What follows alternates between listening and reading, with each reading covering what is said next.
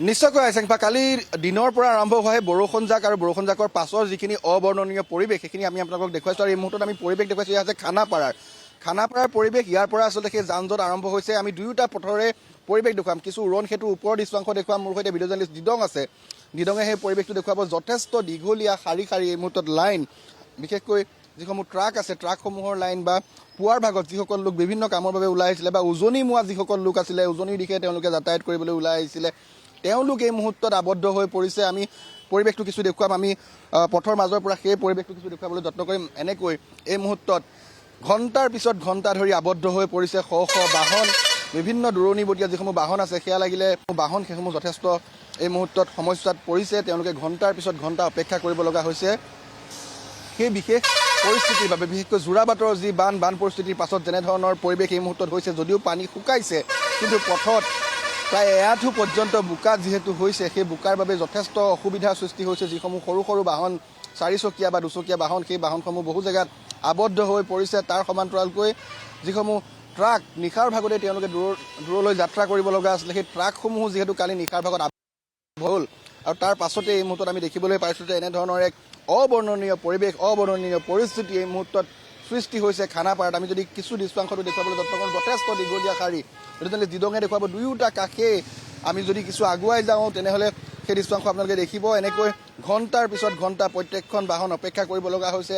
নিৰ্দিষ্ট এটা দূৰত্ব অতিক্ৰম কৰিবলৈ যথেষ্ট সময় প্ৰয়োজন হৈছে, কাৰণ বোকা সম্পূৰ্ণ ৰাষ্ট্ৰীয় ঘাইপথটো এক প্ৰকাৰ বোকাময় হৈ পৰিছে, য'ত কেইবাখনো JCB লগাই এই মুহূৰ্তত সেই বোকাসমূহ আঁতৰাবলৈ চেষ্টা কৰা হৈছে। কিন্তু সময় বাগৰি গৈছে। পুৱাৰ ভাগৰ পৰা যিহেতু যথেষ্ট ভিৰ হয়, বিশেষকৈ খানাপাৰা বা উজনি মোৱা যিসমূহ বাহন সেইসমূহ পুৱা 6 বজাৰ পৰা বা পুৱা সেই সময়ৰ পৰা আৰম্ভ হয়। কিন্তু কালি নিশাৰ ভাগতে যিসমূহ বাহন আবদ্ধ হৈ আছিলে সেই বাহনসমূহে যিহেতু যাব পৰা নাছিলে, পুৱাৰ ভাগলৈকে বহু বাহন ইয়াতেই আবদ্ধ হ'ব লগা হৈছিলে।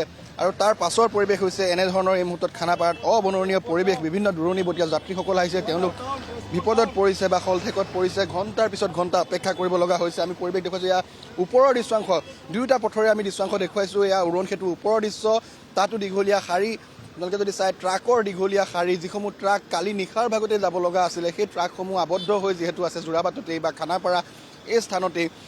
গতিকে এই মুহূৰ্ততো এনেধৰণৰ তীব্ৰ যান জঁট বুলি ক'ব লাগিব। ঘণ্টাৰ পিছত ঘণ্টা এটা স্থানতে আবদ্ধ হ'ব লগা হৈছে যাত্ৰীসকল। আমি দেখিছোঁ সেনা বাহিনীৰ যিসকল জোৱানৰ বাহন, তেওঁলোকৰ বাহনো ইয়াত আবদ্ধ হৈছে। এই মুহূৰ্তত আমি সেই দৃশ্যাংশও দেখুৱাইছোঁ।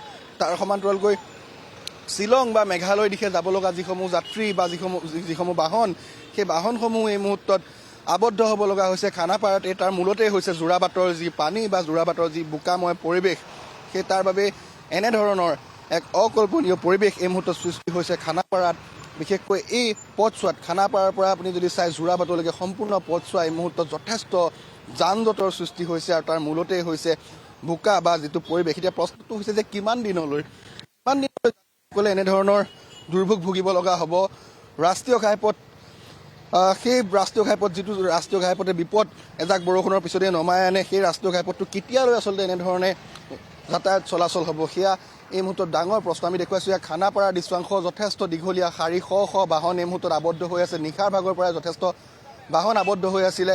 পুৱাৰ ভাগত কিছু বাহন প্ৰশাসন বা যি ট্ৰেফিক আছে তেওঁলোকৰ সহায়ত যথেষ্টখিনি বাহন ইয়াৰ পৰা লৈ যোৱা হৈছে। যিসমূহ বাহন বিকল হৈ গৈছিলে সেইসমূহ এক্সকেভেটৰ বা তেনেধৰণৰ বাহনৰ সহায়ত ইয়াৰ পৰা উঠাটো বোকাময়, যথেষ্ট বোকা হৈ আছে। তাৰ বাবে বাহনসমূহ আগুৱাব পৰা নাই, যাৰ বাবে তীব্ৰ যান জঁট হৈছে। আমি যদি দেখুৱাওঁ, মানুহ যিসমূহ যাত্ৰী আচলতে উজনিৰ দিশে যাবলৈ যাতায়াত কৰিছিলে, তেওঁলোকে নিজৰ বাহনৰ যিখন বাহনত তেওঁলোকে টিকট বুক কৰিছিলে যাবৰ বাবে, তেওঁলোক ইয়াত ঘণ্টাৰ পিছত ঘণ্টা এনেদৰে অপেক্ষা কৰিব লগা হৈছে। এতিয়া 9 বাজি গৈছে, হয়তো পুৱাৰ ভাগৰ পৰা তেওঁলোকে 6 বজাৰ পৰাই হয়তো তেওঁলোকে এনেকৈ আবদ্ধ হৈ আছে, তেওঁলোকে অপেক্ষা কৰি আছে সেই বাহনৰ বাবে। কিন্তু এই মুহূৰ্তলৈকে খানাপাৰাত তেওঁলোকৰ বাহনখন আহি পোৱা নাই ISBTৰ পৰা। কাৰণ ইয়াৰ মূলতেই হৈছে যি ভয়ংকৰ ট্ৰেফিক, যি ভয়ংকৰ যান জঁটৰ সৃষ্টি হৈছে যোৰাবাটৰ সেই স্থানৰ বাবে, সেই পৰিৱেশৰ বাবে। তাৰ বাবে কিন্তু এই মুহূৰ্তত এনেকৈ আবদ্ধ হ'ব লগা। কিমান সময় হ'ল দাদা আপুনি ইয়াত এনেকৈ অপেক্ষা কৰা? ইয়াত মোটামুটি এঘণ্টাৰ বেছি হ'ল। গাড়ী অহা নাই? গাড়ী দেখা দেখি নাই, কোনো খা খবৰ নাই, গাড়ী পোৱা নাই বৰ্তমানলৈকে। ক'ত যাবলৈ ৰৈ আছে? মই যোৰহাট। এতিয়া ইয়াতে 9টা বাজিলে? ইয়াতে বাজিলে। এতিয়া গাড়ী কেতিয়া পোৱা তাৰ কোনো আশা নাই আৰু। বাইদেউ ক'ত যাবলৈ বাবে আপুনি অপেক্ষা কৰি আছে? ইয়াত কিমান সময় হ'ল ইয়াত? গোলাঘাট যাম মই। গোলাঘাট কিমান সময় হ'ল ইয়াত ৰৈ থকা 2 ঘণ্টামান হৈ গ'ল টকা গাড়ী পোৱা নাই গাড়ী পোৱালে আহিব এতিয়া গাড়ী তেতিয়া ইয়াতে 9টা বাজিলে আপুনি গোলাঘাট গৈ পোৱালে এতিয়াতো বহুত সময় লাগিব 2-4টামান বাজি যাব এতিয়া যাবলৈ নিশ্চয়কৈ মই আপোনাৰ পৰা জানিব বিচাৰিম ক'লৈ যাত্ৰা কৰিব আপুনি ইয়াৰ পৰা ক'ত যাবলৈ ৰৈ আছে মই বোকাখাট যাম গোলাঘাট যাব একেই গাড়ী পোৱা নাই পোৱা নাই কিমান সময় হ'ল মোৰো 1 ঘণ্টা মানে হ'ল দেখা নাই গাড়ী দেখা নাই এয়া হৈছে যাত্ৰীসকলৰ মনৰ কথা বা পৰিৱেশ এই মুহূৰ্তত আমি দেখুৱাইছোঁ তেওঁলোকে পুৱাৰে পৰা ঘণ্টাৰ পিছত ঘণ্টা অপেক্ষা কৰিছে কিন্তু এই মুহূৰ্তলৈকে তেওঁলোকৰ বাহন ইয়াত আহি পোৱা নাই আৰু মূলতেই হৈছে যোৰাবাটত কালি নিশাৰ ভাগত যেনেধৰণৰ অবৰ্ণনীয় পৰিৱেশ বা পৰিস্থিতিৰ সৃষ্টি হৈছিলে তাৰ পাছতে এতিয়াও যদি আমি দেখুৱাওঁ এয়া হৈছে মূল ৰাষ্ট্ৰীয় ঘাইপথ নে পথাৰ আচলতে পৰিৱেশ দেখি আপোনালোকে অনুমান কৰিব ভূঁই ৰুব পৰা এক পৰিৱেশ ইয়াত এই মুহূৰ্তত সৃষ্টি হৈছে এয়া পথ নে পথাৰ সকলোৱে আচলতে দৃশ্য দেখাৰ পিছত অনুমান হয়তো কৰিব কিন্তু মানক বা নামানক এয়াই হৈছে প্ৰকৃত পৰিৱেশ বা প্ৰকৃত ছবি য'ত নেকি ৰাষ্ট্ৰীয় ঘাইপথত একাঠু পৰ্যন্ত পানী এই মুহূৰ্তত সৃষ্টি হৈছে যাৰ বাবে বোকাময় পৰিৱেশৰ সৃষ্টি হৈছে যাৰ বাবে যাতায়াত কৰিবলৈ যথেষ্ট অসুবিধা হৈছে বাহনসমূহ আগুৱাবলৈ যথেষ্ট অসুবিধা হৈছে যাত্ৰীসকলৰ যথেষ্ট অসুবিধা হৈছে ঘণ্টাৰ পিছত ঘণ্টা তেওঁলোকে অপেক্ষা কৰিব লগা হৈছে কিন্তু এই মুহূৰ্তলৈকে তেওঁলোকে নিজৰ বাহনখন পোৱা নাই বা যদিও কোনোৱে বাহন পাইছে তেনেহ'লে তেওঁলোকে সেই বাহনত আগুৱাব পৰা নাই কাৰণ তীব্ৰ যান-জঁট ভয়ংকৰ যান-জঁট এই মুহূৰ্তত সৃষ্টি হৈছে উজনি মোৱা যিসমূহ বাহন আছে আমি দেখুৱাই আছোঁ ইয়াত আৰক্ষী বিষয়াসকলৰ পৰা আৰম্ভ কৰি সেনা জোৱানসকলৰ পৰা আৰম্ভ কৰি ট্ৰাক বাছ বা দূৰণিবতীয়া যিসমূহ যাত্ৰী সকলোৱে এক প্ৰকাৰ আবদ্ধ হ'ব লগা হৈছে কেমেৰাটো যদি কিছু আমি ঘূৰাই দিওঁ আমি যদি পৰিৱেশ দেখুৱাওঁ এই মুহূৰ্তত কিমান দীঘলীয়া শাৰী এই মুহূৰ্তত আমি দেখিবলৈ পাইছোঁ সেয়া আমি কেমেৰাৰ লেন্সে যিমান দূৰলৈকে ঢুকি পাইছে সেইখিনিলৈকে আমি পৰিৱেশ এই মুহূৰ্তত দেখুৱাবলৈ যত্ন কৰিছোঁ আৰু এয়া হৈছে খানাপাৰাৰ সেই পৰিৱেশ এক অবৰ্ণনীয় পৰিৱেশ এজাক মুখলধাৰ বৰষুণ আৰু বৰষুণৰ পাছতে যেনেধৰণৰ পৰিৱেশ পৰিস্থিতিৰ সৃষ্টি হৈছে যোৰাবাটৰ পৰা আৰম্ভ কৰি খানাপাৰালৈকে